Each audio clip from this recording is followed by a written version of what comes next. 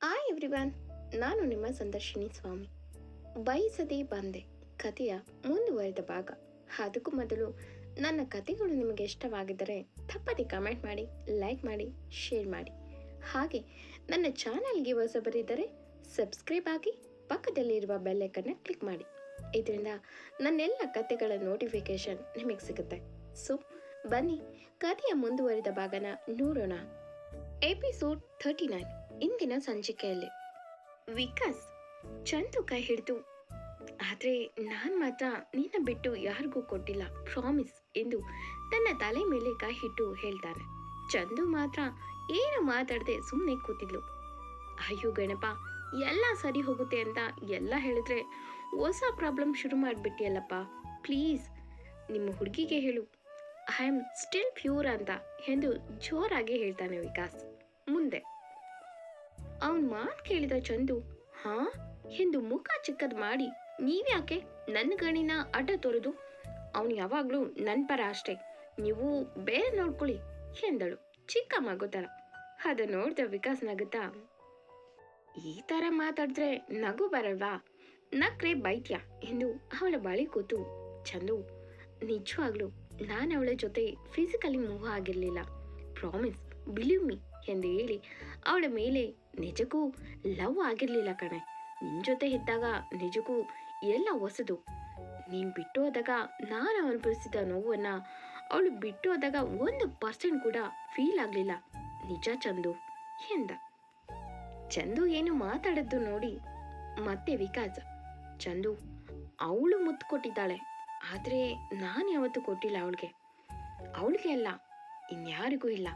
ನಿನ್ನ ಜೊತೆನೆ ಇಷ್ಟು ಸಲಿಗೆ, ನಿನ್ನ ಜೊತೆಗೆ ಮೊದಲ ಮುತ್ತು ಎಂದು ಕಣ್ಣೊಡೆದು, ನೋಡ್ ಚಂದು ನನ್ನ ಬಗ್ಗೆ ಎಲ್ಲ ಗೊತ್ತಿರಲಿ ಅಂತ ಹೇಳಿತು, ಆದ್ರೆ ಯಾವಾಗ್ಲೂ ಅವಳನ್ನ ನೆನಪು ಮಾಡಬೇಡ ಪ್ಲೀಸ್, ಯಾಕಂದ್ರೆ ಅವಳಂದ್ರೆ ಬರೀ ಕೋಪ, ಮೂಡ್ ಆಫ್ ಆಗತ್ತೆ ಎಂದ ಮುಖ ದಪ್ಪ ಮಾಡಿ.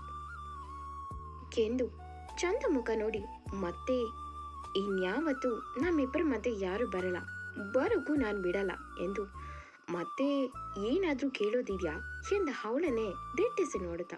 ಅದಕ್ಕೆ ಚಂದು ಏನೋ ಮಾತಾಡದೆ ಇದ್ದಿದ್ದು ನೋಡಿ ವಿಕಾಸ್, ಏನೇ ಕುಳ್ಳಿ, ಇನ್ನೂ ನನ್ನ ಮೇಲೆ ಅನುಮಾನನ ಎಂದ.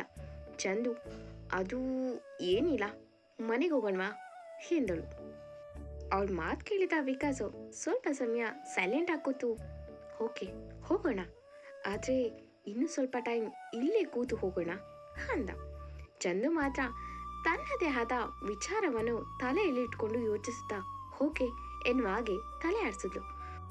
ವಿಕಾಸ್ ನಿಟ್ಟುಸಿರು ಬಿಟ್ಟು, ಎಲ್ಲಿಗೆ, ನನ್ನೆಲ್ಲ ಪ್ರಾಬ್ಲಮ್ ಕ್ಲಿಯರ್, ಬಟ್ ಆ ಆರ್ಯನ್ ಬಗ್ಗೆ ಹೇಳಬೇಕು ಅನ್ಕೊಂಡೆ, ಆದರೆ ಅವನೇ ರಿಕ್ವೆಸ್ಟ್ ಮಾಡಿದ್ದಾನೆ, ಗೊತ್ತಾಗೋದು ಬೇಡ ಎಂದು, ಏನು ಮಾಡೋದು ಎಂದು ಯೋಚಿಸಿ ಕೊನೆಗೂ ಒಂದು ನಿರ್ಧಾರ ಮಾಡಿ ಯಾವುದಕ್ಕೂ ಇವಳ ಹತ್ರ ಹೇಳಿಬಿಡ್ಲ, ಅವತ್ತು ಅಷ್ಟು ರೂಢಾಗಿ ಬಿಹೇವ್ ಮಾಡಿದ್ದು ಆ ವಿಷಯದಿಂದಾನೆ ಎಂದು ಯೋಚಿಸ್ತಾನೆ.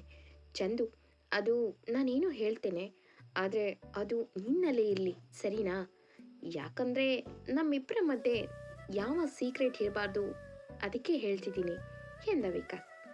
ಆ ಮಾತು ಕೇಳಿದ ಚಂದು ಅವನನ್ನೇ ತುಸು ಹೋಪು ಗಂಟೆಗೆ ನೋಡ್ತಿದ್ರೆ ವಿಕಾಸ್, ಅದು ಆರ್ಯನ್ ವಂಶಿ ನಿನ್ನ ಲವ್ ಮಾಡ್ತಿದ್ದಾನೆ, ಅವನೇ ನನಗೆ ಹೇಳಿದ್ದು, ಅವರ ಮನೆಯಲ್ಲಿ ಎಲ್ರಿಗೂ ಈ ವಿಷಯ ಗೊತ್ತು ಎಂದು ಎಲ್ಲ ವಿಷಯವನ್ನು ಹೇಳಿ, ನಾನು ಅದೇ ಕಾರಣಕ್ಕೆ ನಿನ್ನ ಮೇಲೆ ಕೋಪ ಮಾಡಿಕೊಂಡೆ, ಆದರೆ ಎಲ್ಲದಕ್ಕೂ ಸಾರಿ ಕೇಳ್ತೀನಿ ಈಗ ಎಂದು ಚಂದು ಕೈಯಲ್ಲಿ ತನ್ನ ಕೈ ಬೆಸೆದ.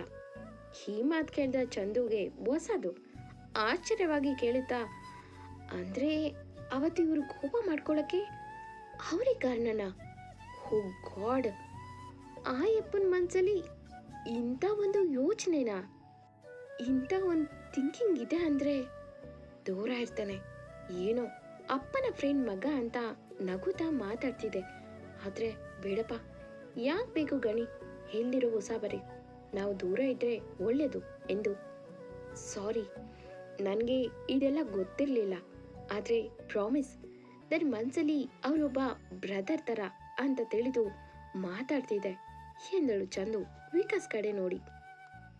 ಆ ಮಾತು ಕೇಳಿದ ವಿಕಾಸ್, ಅಯ್ಯೋ ದಡ್ಡಿ, ನೀನು ಆ ಥರ ಬೇರೆಯವರನ್ನ ನೋಡಲ್ಲ, ಆದರೆ ಅದೆಷ್ಟು ಜನ ನಿನ್ನ ಲವ್ ಮಾಡಿರ್ತಾರೋ ಯಾರಿಗೆ ಗೊತ್ತು ಎಂದು ನಗುತ್ತಾ ಲೀವ್ ಇಟ್ ಎಂದು ಚಂದು ಹುಡುಗರು ತಮ್ಮ ಹುಡುಗಿ ಹೀಗೆ ಇರಬೇಕು ಅಂತ ಒಂದು ಡ್ರೀಮ್ ಇಟ್ಕೊಂಡಿರ್ತಾರೆ. ಹಾಗೆ ಹುಡುಗಿರು ಕೂಡ ಅಂತ ಗೊತ್ತು. ನಿನಗೂ ಆ ಥರ ಡ್ರೀಮ್ ಬಾಯ್ ಹೇಗಿರಬೇಕು ಅಂತ ಕನಸಿತ್ತಾ ಎಂದ ತುಂಬ ಕ್ಯೂರಿಯಸ್ ಆಗಿ. ಚಂದುಗೆ ನಗು ಬಂದು ತಡೆದು ಎಂದು ತಲೆ ಆಡಿಸಿ ತುಂಬ ಚೆನ್ನಾಗಿ ಓದಿರ್ಬೇಕು ಎಂದಳು. ವಿಕಾಸ್ ಮನೆಯಲ್ಲೇ ಅದು ಓಕೆ ಎಂದ ಚಂದು. ಮತ್ತೆ ಅವರು ನೋಡೋಕ್ಕೆ ಫಿಟ್ ಅಂಡು ಫೈನ್ ಆಗಿರಬೇಕು ಅಂದ್ಲು. ಅದಕ್ಕೂ ಹುಡುಗ ಅದು ಓಕೆ ಅನ್ಕೊಂಡ. ಹುಡುಗಿ ಮತ್ತೆ ಅವರು ನನ್ನ ತುಂಬ ತುಂಬ ಪ್ರೀತಿ ಮಾಡಬೇಕು ಅಂದ್ಲು. ಆ ಮಾತು ಕೇಳಿದ ವಿಕಾಸ್ ಅದಕ್ಕೆ ಡಬಲ್ ಓಕೆ ಅನ್ಕೊಂಡು ಕೊನೆಯದಾಗಿ ಚಂದು ನಾನೇ ಮೊದಲ ಪ್ರೀತಿ ಮತ್ತೆ ಕೊನೆಯ ಪ್ರೀತಿ ಆಗಿರ್ಬೇಕು ಅಂದ್ಲು. ಈಗ ವಿಕಾಸ್ ಮುಖ ಚಿಕ್ಕದಾಯ್ತು. ಮನೆಯಲ್ಲೇ ಕೊನೆ ನೀನೇ ಆದ್ರೆ ಎಂದು ಸಪ್ಪೆ ಮುಖ ಮಾಡಿದವನ ಮುಖ ನೋಡಿ ಚಂದು ಹುರಿತಿದ್ಯಾ ಹುರಿಲಿ ನನಗೆ ಹುರಿಸ್ತೀರಾ ಎಂದು ನಗುತ್ತಿದ್ರೆ ವಿಕಾಸ್ ಲೇ ಕುಳ್ಳಿ, ಇದೊಂದು ಮಾತ್ರ ನೋಕೊಣೆ. ಆ ಚರಿತ ಬರ್ದಿದ್ರೆ ನೀನೇ ಫಸ್ಟ್ ಅಂಡ್ ಲಾಸ್ಟ್. ಆದ್ರೆ ಒಂದೊಂದು ಸತ್ಯ, ನಿಜವಾದ ಪ್ರೀತಿ ನಿನ್ ಮೇಲೇನೆ ಆಗಿರೋದು ಕಣೆ ಎಂದು ಮನದಲ್ಲೇ ಮರುಗ್ತಿದ್ರೆ ಚಂದು ಮಾತ್ರ ತುಸು ಬೊಟ್ಟೆ ಊರಿನಲ್ಲಿ ಅವಳು ಮುತ್ತು ಕೊಡೋದಂತೆ ಈ ಸಿಂಡ್ರಪ್ಪ ತಗೋತಿದ್ರಂತೆ. ಆಹಾ, ಇವ್ರಿಗೆ ಮಾತ್ರ ಒಳ್ಳೆ ಪ್ಯೂರ್ ಇರೋ ಹುಡುಗಿ ಬೇಕು. ಅದೇ ನಾವು ಮಾತ್ರ ಯಾವಳು ಮುತ್ತು ಕೊಟ್ಟಿರೋ ಕೆನ್ನೆಗೆ ನಾವು ಕೊಡ್ಬೇಕು ಉಚ್ರಮಣಿ ತಂದು ಎಂದು ಮೂತಿ ಸೊಟ್ಟ ಮಾಡಿ ಇನ್ನೂ ಸ್ವಲ್ಪ ದಿನ ಹೀಗೆ ಇರಿ ಎಂದು ಆರಾಮಾಗಿ ಹಣ್ಣು ತಿನ್ನುತ್ತಾ ಮನದಲ್ಲೇ ಹಾಡು ಗುನುಗ್ತಿದ್ಲು. ಮುಖ ಸಪ್ಪೆ ಮಾಡಿ ಅಮಾಯಕನಂತೆ ಅವಳ ಕಡೆ ಕಿರುಗಣ್ಣಲ್ಲಿ ನೋಡಿದ ವಿಕಾಸ್ ಆಹಾ ಬಾಂಬ್ ಹಾಕಿ ಹೇಗ್ ತಿನ್ನೋದು ನೋಡು ಕುಳ್ಳಿ ಅಂತ ನಾನು ಸುಮ್ಮನೆ ಅಂತೀನ. ಲೇ ಚೋಟ್ ಮೆಣಸಿನ್ಕಾಯಿ ನೋಡ್ಕೋತೀನಿ ಕಣೆ, ಏನ್ ಮಾಡ್ಲಿ ಟೈಮ್ ನಿಂದು ಎಂದು ಸಪ್ಪೆ ಮುಖ ಮಾಡಿ ಇನ್ನೇನು ಹೋಗೋಣವಾ ಎಂದ ಚಂದು. ಹೋಯಸ್ ಹೋಗೋಣ, ನಿದ್ರೆ ಮಾಡಬೇಕು ಎಂದು ಮೈ ಮುರಿಯುತ್ತಾ ಹೋಗುತ್ತಿದ್ದವಳನ್ನು ನೋಡಿ ವಿಕಾಸ್ ನನ್ಗ್ಯಾಕೆ ತುಂಬಾ ಇವಳು ಸ್ಕೋಪ್ ತಗೋತಿದ್ದಾಳೆ ಅನಿಸ್ತಿದೆ ಎಂದು ಜೀಪ್ ಸ್ಟಾರ್ಟ್ ಮಾಡಿ ಹೊರಡ್ತಾನೆ. ಆದ್ರೆ ಚಂದು ಸುಮ್ಮನೆ ದೇಹ ಮಾತ್ರ ಜೀಪ್ನಲ್ಲಿ ಕೂತಿದೆ, ಆದ್ರೆ ಮನಸ್ಸು ಮಾತ್ರ 7 ವರ್ಷದ ಹಿಂದೆ ಹೋಗಿದೆ. ಅವತ್ತು ನೋಡಿದ್ದು ನಿಜ. ಇವರು ತನ್ನ ಕತೆ ಹೇಳ್ತಿರೋದು ನೋಡಿದ್ರೆ ಇವ್ರಿಗೆ ಅದೆಲ್ಲ ಗೊತ್ತಿಲ್ಲ ಅನಿಸುತ್ತೆ. ಅಂದ್ರೆ ಇವರ ತಪ್ಪು ಇಲ್ಲ, ಆದ್ರೂ ಸತ್ಯ ಅಸತ್ಯ ವಿಚಾರಿಸ್ಬೇಕು ಅಲ್ವಾ. ಇವ್ರ ಮನೆಯ ಹೆಣ್ಮಕ್ಳಾಗಿದ್ರೆ ಹಾಗೆ ಸುಮ್ಮನೆ ಬಿಡ್ತಿದ್ರ? ಇಲ್ವಲ್ಲ. ಇವರದು ಪೂರ್ತಿ ತಪ್ಪಿಲ್ಲದಿದ್ರು ಸ್ವಲ್ಪನಾದ್ರೂ ತಪ್ಪು ಇದ್ದೇ ಇದೆ. ಆದ್ರೆ ಇವರು ಮಾತಾಡಿದ್ದು ಅದೇನು ಅದನ್ನ ಮೊದಲು ತಿಳ್ಕೋಬೇಕು. ಅದಕ್ಕೂ ಮೊದಲು ನಾನು ಎಕ್ಸಾಮ್ ಮುಗಿಸಿ ನನ್ನ ಡ್ರೀಮ್ ಮುಟ್ಬೇಕು, ಆಮೇಲಿದೆ ಇವ್ರಿಗೆ ಮಾರಿಯಪ್ಪ. ಅಲ್ಲಿಯವರೆಗೂ ಅದೆಷ್ಟು ಕಾಟ ಕೊಡ್ತಾನೋ ನೋಡ್ತೀನಿ ಎಂದು ಯೋಚಿಸುತ್ತಿದ್ದ ಹುಡುಗಿಗೆ ಜೀಪ್ ನಿಂತಿದ್ದೇ ಗೊತ್ತಾಗಿಲ್ಲ. ಜೀಪ್ ನಿಂತರೂ ಇಳಿಯದ ಹುಡುಗಿನ ನೋಡಿ ವಿಕಾಸ್ ಚಂದು ಏನು ಎಲ್ಲಿ ಕಳೆದೋದೆ, ಬಾ ಊಟ ಮಾಡಿ ರೆಸ್ಟ್ ಮಾಡು ಎಂದ. ಚಂದು ಹೆಚ್ಚೆತ್ತು ಎಂದು ತಲೆ ಆಡಿಸಿ ಕೆಳಗಿಳಿದು ಇಬ್ರು ಫ್ರೆಶ್ ಆಗಿ ಊಟ ಮಾಡಿ ರೆಸ್ಟ್ ಮಾಡೋಕ್ಕೆ ರೂಮ್ಗೆ ಹೋಗಿ ಮಲಗಿದ್ರೆ ಚಂದುಗೆ ವಿಕಾಸ್ ಹೇಳಿದ್ದು ನೆನಪಿಸ್ಕೊಂಡು ಅವರು ತಮ್ಮ ಮನಸ್ಸಲ್ಲಿರೋದೆಲ್ಲ ಹೇಳಿದ್ದಾರೆ. ತುಂಬ ಒಳ್ಳೆಯವ್ರು ಗಣಿ, ಆದರೂ ಅವಳು ಕೊಟ್ಟಿರೋ ಮುತ್ತು ಹುಡುಗಿರು ತುಂಬ ಕೆಟ್ಟೋದ್ರಪ್ಪ ಎಂದು ಉಪ್ಪು ಗಂಟಿಗೆ ಆದ್ರೂ ತಗೊಳ್ಳೋರು ಎಂತವ್ರು. ಅವಳಿಗೆ ಕೆನ್ನೆಗೆ ಒಂದು ಬಿಟ್ಟಿದ್ರೆ ಅವಳು ಮತ್ತೆ ಕೊಡ್ತಾನೆ ಇರಲಿಲ್ಲ. ಅವತ್ತು ನಾನೇನೋ ಹೇಳಬೇಕು ಅಂತ ಮಿಸ್ ಆಗಿ ಎಡ್ವಿ ಅವರನ್ನ ಇಟ್ಕೊಂಡಿದ್ದಕ್ಕೆ ಎಷ್ಟು ಬೈದ್ರು, ತಳುಕು ಬಳುಕು ಅಂತ. ಅದೇ ಇವಾಗ ಬೇಕು ಅಂತಾನೆ ಮುತ್ತು ಕೊಡೋದಲ್ದೆ ಬೇರೆ ಮಾಡ್ತಾರೆ ಗಣಿ. ಇಂಥವ್ರಿಗೆ ಇನ್ನೂ ಉರಿಸ್ಬೇಕು, ಆಗ್ಲೇ ನನ್ನ ಮನಸ್ಸಿಗೆ ಸಮಾಧಾನ ಎಂದುಕೊಂಡು ಮನದಲ್ಲೇ ಮಾತಾಡ್ತಿದ್ಲು.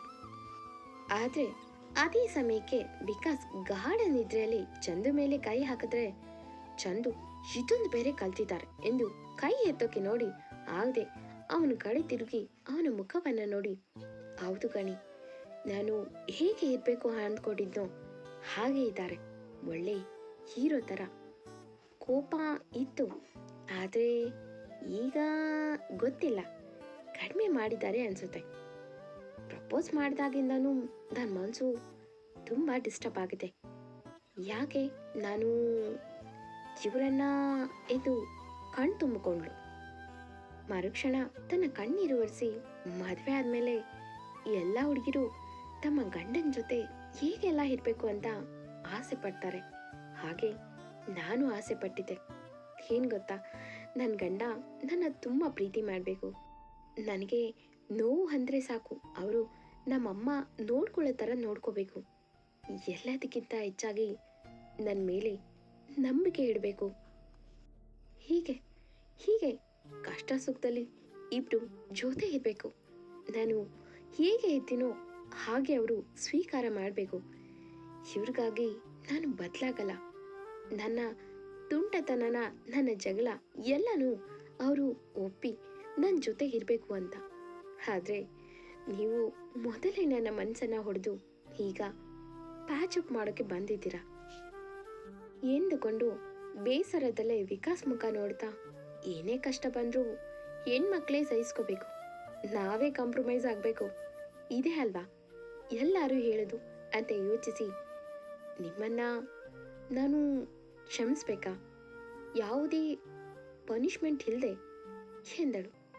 ಅದಾಗಲೇ ವಿಕಾಸ್ ಎಚ್ಚರ ಆಗಿ, ಚಂದು, ಆದರೆ ಏನೇ ಪನಿಷ್ಮೆಂಟ್ ಕೊಡು ನಾನು ರೆಡಿ, ಬಟ್ ನಿನ್ನಿಂದ ದೂರ ಇರೋದು, ಮಾತು ಬಿಡೋದು ಬಿಟ್ಟು ಬೇರೇನೇ ಇದ್ರೂ ಓಕೆ ಎಂದು ಕಣ್ಬಿಟ್ಟ. ತಕ್ಷಣ ಅವನಿಂದ ದೂರ ಸರಿದ ಚಂದು ಒಮ್ಮೆ ಅವನನ್ನೇ ನೋಡಿ ಎದ್ದು ಕೂತ್ಲು. ಶೋರ್ ಯಾವಾಗೆದ್ರು ಎಂದು. ವಿಕಾಸ್, ಯಾಕೆ ಚಂದು ಇಷ್ಟೊಂದು ಯೋಚಿಸ್ತೀಯ? ಒಂದ್ಸಲ ಮಾಡೋ ತಪ್ಪನ್ನ ಮತ್ತೆ ಮಾಡಲ್ಲ, ಗಾಡ್ ಪ್ರಾಮಿಸ್. ನೀನು ಏನೇ ಪನಿಷ್ಮೆಂಟ್ ಕೊಡು ನಾನು ಅನುಭವಿಸ್ತೀನಿ, ಆದರೆ ನೀನು ಮಾತ್ರ ಅವತ್ತು ಬಿಟ್ಟು ಹೋದ ಹಾಗೆ ಮತ್ತೆ ಮಾಡಬೇಡ ಎಂದು ಚಂದು ಕೈ ಹಿಡಿದು, ನೀನು ಮನಸ್ಸು ಬಿಚ್ಚಿ ಮಾತಾಡಿಲ್ಲ ಯಾವತ್ತೂ ನನ್ನ ಜೊತೆ, ಇವತ್ತು ಕೂಡ ಅಂತ ನನಗೆ ಚೆನ್ನಾಗಿ ಗೊತ್ತು. ಆದರೆ ಒಂದು ಸತ್ಯ ಚಂದು, ನಾನು ತಪ್ಪು ಮಾಡಿದ್ದಕ್ಕೆ ಪ್ರತಿದಿನ ನಿನ್ನ ಹತ್ರ ಕ್ಷಮೆ ಕೇಳ್ತಿದ್ದೀನಿ. ನೀನು ಯಾವತ್ತೂ ನನ್ನ ಮನಸ್ಫೂರ್ತಿಯಾಗಿ ನನ್ನ ತಪ್ಪನ್ನು ಕ್ಷಮಿಸಿ ನನ್ನ ಬಳಿ ಮನಸ್ಸು ಬಿಚ್ಚಿ ಮಾತಾಡ್ತೀಯೋ ಅಲ್ಲಿಯವರೆಗೂ ನಾನು ನಿನಗೋಸ್ಕರ ಕಾಯ್ತೀನಿ ಎಂದ. ಎಂದಿನಂತೆ ಕತೆ ಮುಂದುವರಿಯೋದು. ಈ ಸಂಚಿಕೆ ನಿಮಗೆ ಇಷ್ಟವಾಗಿದ್ದರೆ ತಪ್ಪದೆ ಕಮೆಂಟ್ ಮಾಡಿ, ಲೈಕ್ ಮಾಡಿ. Thank you for watching.